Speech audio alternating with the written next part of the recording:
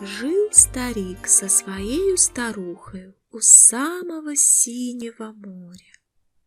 Они жили в ветхой землянке ровно 30 лет и 3 года. Старик ловил неводом рыбу, старуха пряла свою пряжу. Раз он в море закинул невод. Пришел невод с одной утиной. Он другой раз закинул невод, пришел невод с травой морскою. В 3-й раз закинул он невод, пришел невод с одной рыбкой, с непростой рыбкой, золотою. Как взмолится золотая рыбка, голосом молвит человечьим: «Отпусти ты, старче, меня в море, дорогой за себя дам откуп. Откуплюсь, чем только пожелаешь». Удивился старик, испугался. Он рыбачил 30 лет и 3 года и не слыхивал, чтоб рыба говорила. Отпустил он рыбку золотую и сказал ей ласковое слово: «Бог с тобой, золотая рыбка, твоего мне откупа не надо. Ступай себе в синее море, гуляй там себе на просторе». Воротился старик ко старухе, рассказал ей великое чудо. «Я сегодня поймал было рыбку, золотую рыбку, непростую». «По-нашему, — говорила рыбка, — домой в море синее просилась, дорогою ценою откупалась. Откупалась, чем только пожелаю. Не посмел я взять с нее выкуп, так пустил ее в синее море». Старика старуха забранила: «Дурачина ты, простофиля! Не умел ты взять выкупа с рыбки. Хоть бы взял ты с нее корыто, наша-то совсем раскололась».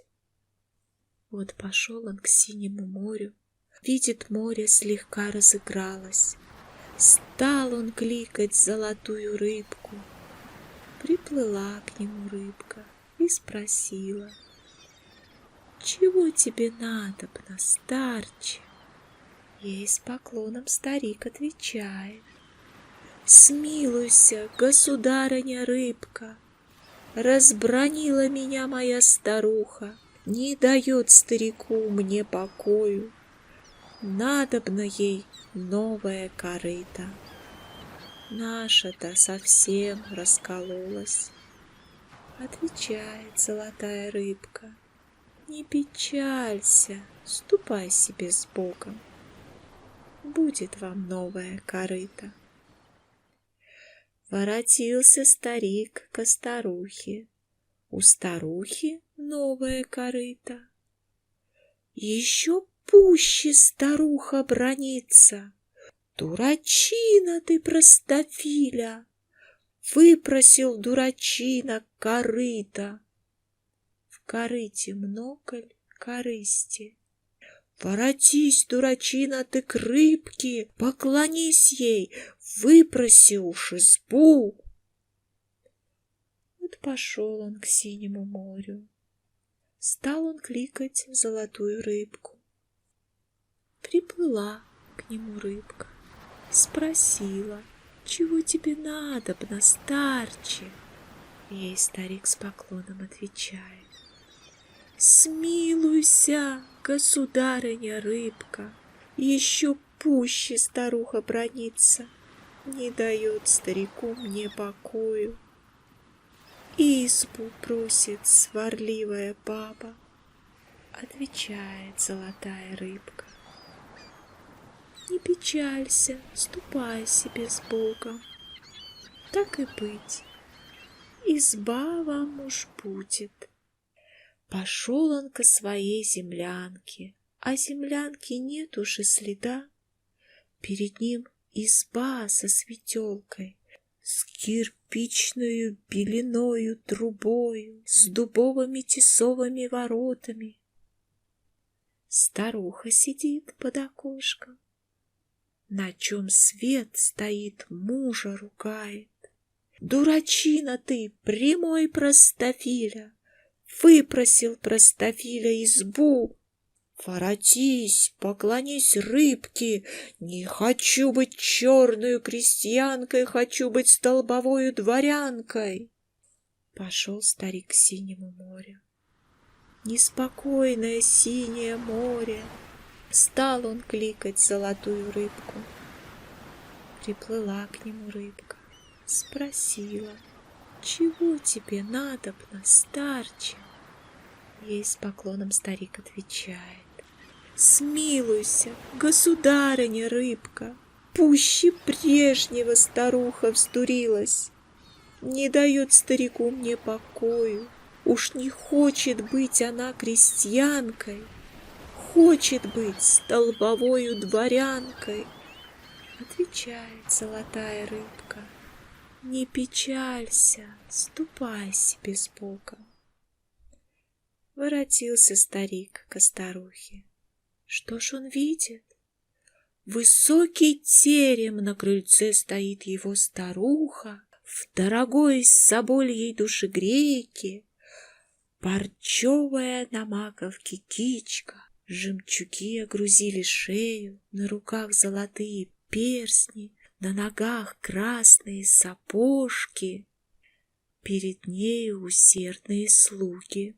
Она бьет их, за чупрун таскает.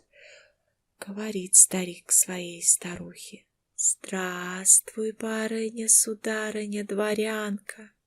Чай теперь твоя душенька довольна?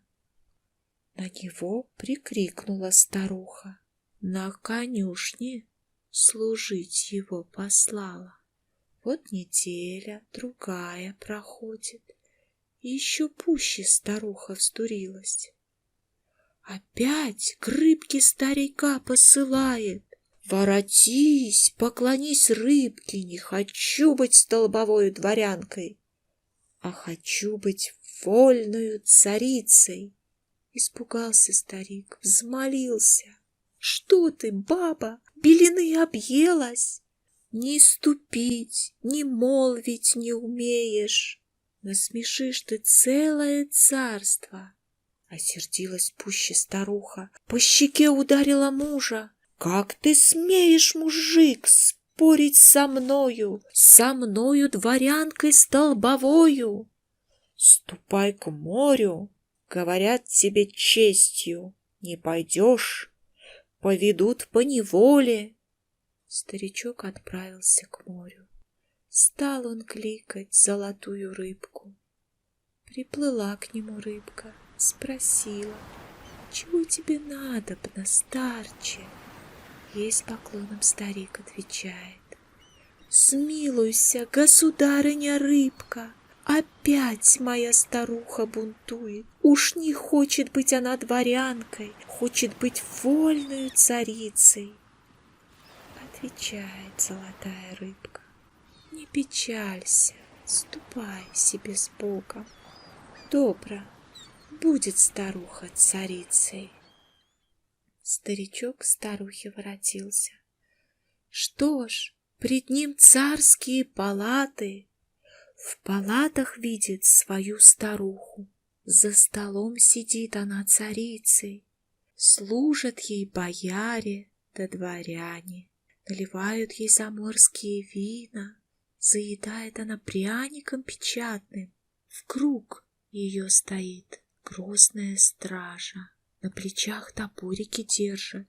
Как увидел старик, испугался. В ноги он старухе поклонился, молвил: здравствуй, грозная царица. Ну теперь-то твоя душенька довольна? На него старуха не взглянула, лишь с очей прогнать его велела. Подбежали бояре и дворяне, старика в зашей затолкали, а в дверях-то стража подбежала, топорами чуть не изрубила. А народ-то над ним насмеялся. По делам тебе, старый невежа, впредь тебе невежа наука, не садися не в свои сани. Вот неделя, другая проходит, еще пуще старуха вздурилась. Царедворцев за мужем посылает. Отыскали старика, привели к ней. Говорит старику старуха: «Воротись, поклонись рыбке, не хочу быть вольною царицей, хочу быть владычицей морскою. Чтоб жить мне в океане море, чтоб служила мне рыбка золотая и была б у меня на посылках». Старик не осмелился перечить, не дерзнул поперек слова молвить. Вот идет он к синему, видит на море черная буря. Так и вздулись сердитые волны, так и ходят, так и воем и воют. Стал он кликать золотую рыбку. Приплыла к нему рыбка, спросила: «Чего тебе надобно, старче?» Ей старик с поклоном отвечает: «Смилуйся, государыня рыбка, что мне делать с проклятую бабой? Уж не хочет быть она царицей, хочет быть владычицей морскою, чтобы жить ей в океане море, чтобы ты сама ей служила и была бы у ней на посылках». Ничего не сказала рыбка, лишь хвостом по воде плеснула и ушла в глубокое море. Долго у моря ждал он ответа, не дождался, к старухе воротился. Глядь, опять перед ним землянка, на пороге сидит его старуха, а пред ней разбитая корыта.